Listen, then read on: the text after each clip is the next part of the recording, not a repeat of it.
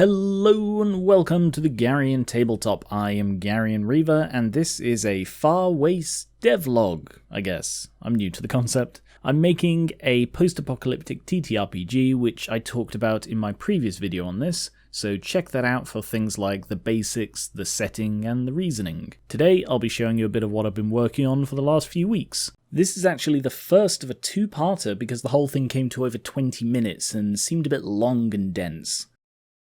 Weapons. Weaponry is fairly central to life in the post-apocalypse, or post-poc as they call it in the Far Wastes. As it's such an important topic, it's quite a complex one, and I've done extensive research to try and strike a balance between realism, fun, and tactical depth. Every weapon in the game will fall into one of 10 categories. These are split up by the skills or techniques required to use them effectively. Note that any details in this may change between now and release. That said, the 10 categories are unarmed, precise, brute, handguns, rifles, SMGs, shotguns, heavies, explosives, and sprayers. We'll look at the first 5 in this video, and the rest in the next. Every individual weapon is classed as either amateur or professional.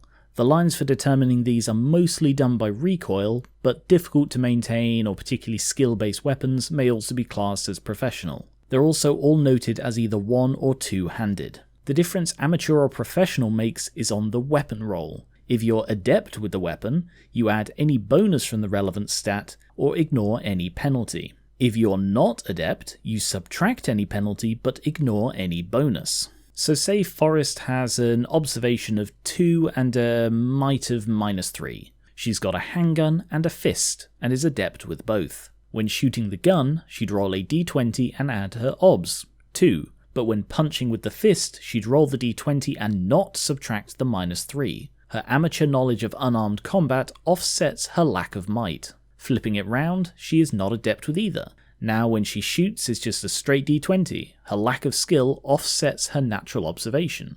But when she punches, it's d20 -3 because her lack of skill compounds with her lack of might. The reason for these classifications is different player classes have access to different kinds of weapons. For example, a machinist is adept with all one-handed amateur weapons, whereas a chemist can only pick 2 categories of amateur weapons. Then you get the scrapper that's only adept with amateur handguns. Of course, as it's their thing, soldiers are adept with all amateur weapons. You'll notice none of them are adept with professional weapons. That's an option any of them can pick up later if they wish.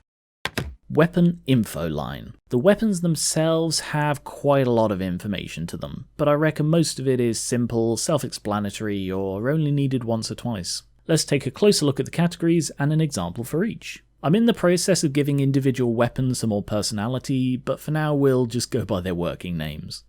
Unarmed. Despite the sound of this doesn't really mean bare fists. This includes any melee weapons based around punching or brawling. We'll be looking at the brass knuckles, but this category also contains things like hydraulic fists, grav gloves, the jet fist. Each of the 3 melee weapon categories can be summed up quite easily. Unarmed is lots of attacks but low damage. It theoretically has the highest potential for damage, but you've got to land more hits for it to count. I'm also toying with the idea of melee weapons ignoring some armor to represent how armor is designed for stopping bullets, but that's still a work in progress. Brass knuckles. They are an amateur one- or two-handed weapon. The option of one or two hands is unique to unarmed and affects the number of hits you can make in an action. They use might in the weapon roll. They have a range of 2 meters or contact. I'm planning to include non-numerical ranges just in case people aren't playing with a map. If they are, each square is 2 meters, so adjacent squares. Brass knuckles get either 2 or 4 hits per action depending on if you're using 1 or 2 hands. No weapon can make more than 4 hits in a single action, so the knuckles are quite fast. For each hit, they deal 1d4 plus might blunt damage.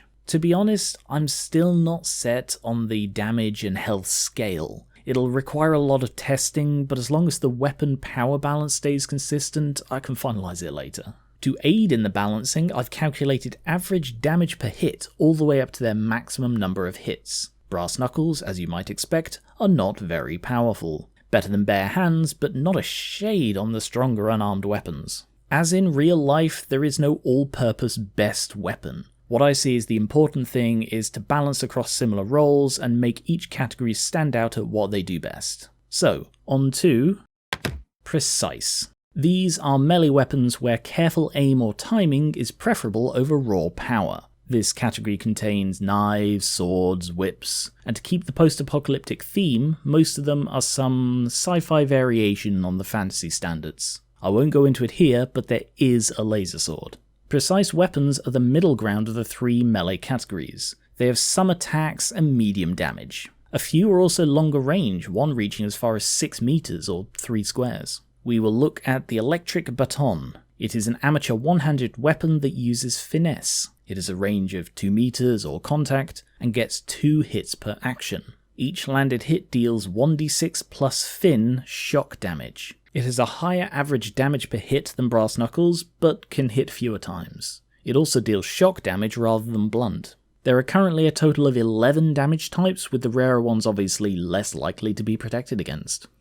Brute. Contrary to precise, brute are melee weapons that rely on hitting the target as hard as possible rather than anything like careful aim. This category includes axes and sledgehammers, as well as things like the grand drill, the force staff, and the grav hammer. But we'll be looking at the chainsaw. Brute weapons are mechanically opposites of unarmed. Most only get 1 hit, but it is a powerful hit. A lot of them are two-handed, all the better to wield as forcefully as possible, and they tend to be quite short range. The chainsaw is a professional two-handed weapon that uses might, but there is a one-handed variant called the sawblade. The chainsaw also has a 2 meters or contact range, and is one of the few brute weapons to get more than 1 hit. It gets 2, but it'll also rely on a power source that'll need replacing after X number of hits. Successful hits deal 3d8 plus might puncture damage, making a single hit more damaging on average than either the brass knuckles or electric baton are likely to be with all of theirs.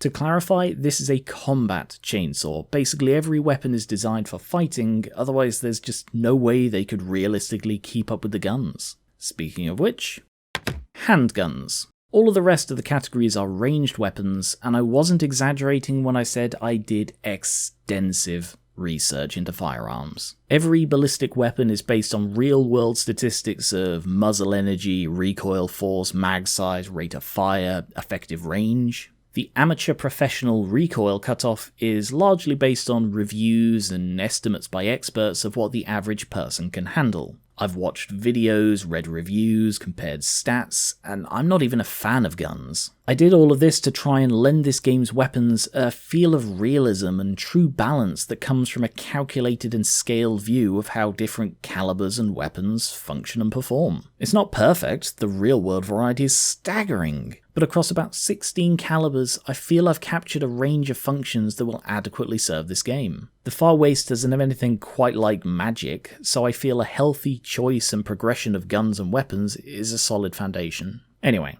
handguns are short-ranged, one-handed guns. There are 7 different calibers, each with variants that range from a tiny little pea shooter all the way up to a hand cannon. Although semi-automatics are by far the most common kind, there are a couple of calibers of revolver for those who want the cowboy feel. For the example, we'll look at the 45 caliber semi-automatic, and like I said, I'm working on more characterful, less clinical names for them. If you're unfamiliar with the 45, it's Agent 47's default weapon from Hitman. It is an amateur weapon that uses OBS as its stat. It has a range of 14 meters or close range for mapless games. It can take 2 shots per action and a total of 4 shots before it needs reloading. This is the number of shots in its magazine, or mag. Both mag size and number of shots in an action are notably less than real life. I've scaled the rate of fire across all guns because otherwise the automatic weapons will be firing 10, 15, 20 shots a turn. Frankly, I think 4 might be pushing it, but that was the lowest I felt I could go.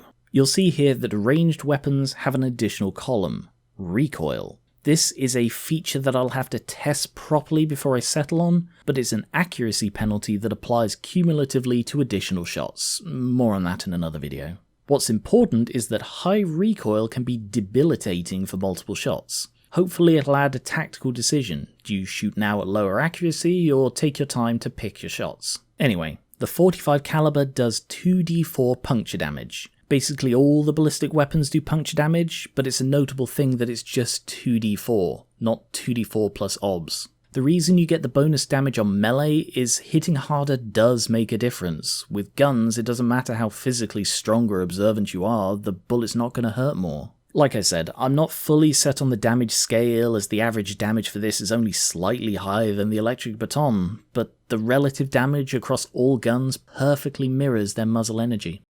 Rifles. Although it's potentially debatable whether snipers and automatic weapons belong in the same category, I figure that they use similar enough techniques to warrant it. Rifles are mid to long range, two-handed guns. There are a few options for semi or full automatics, and a range of single-shot sniper rifles.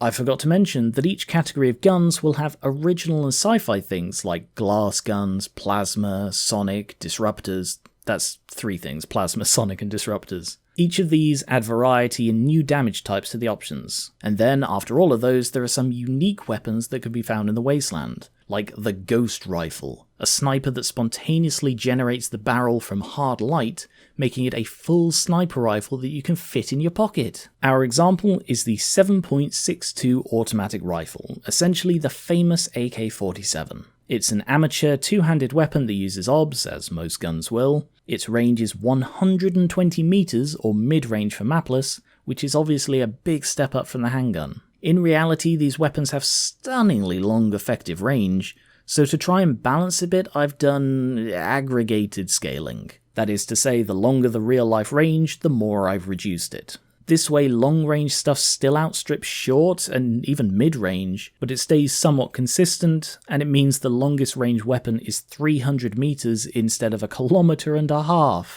The 7.62 can take 3 shots in an action and has to reload after 9. Its recoil is 2, and it does 2d10 plus 4 puncture damage per hit. If you're concerned that that is so much higher than handguns, it is. Automatic weapons are more powerful than handguns, that's a fact. I haven't worked out numbers yet, but ranged weapons are also going to have a minimum range. Generally, the longer the barrel, the longer the minimum. That means handguns are more reliable at shorter range. That, and handguns are generally not the primary weapon. That's all we have time for in this video, but check out the next devlog for the other 5 categories. If you like the sound of anything I've talked about here, come and give us a hand. I'm working on this with the help of the people over on the Gary and Reaver Discord, which is linked in the description. Come and share your thoughts, or just drop in and show your support. And subscribe so you don't miss the rest of the weapons. Thank you very much for watching. Subscribe for more board games, card games, miniatures, and TTRPGs like this, and I will catch you later.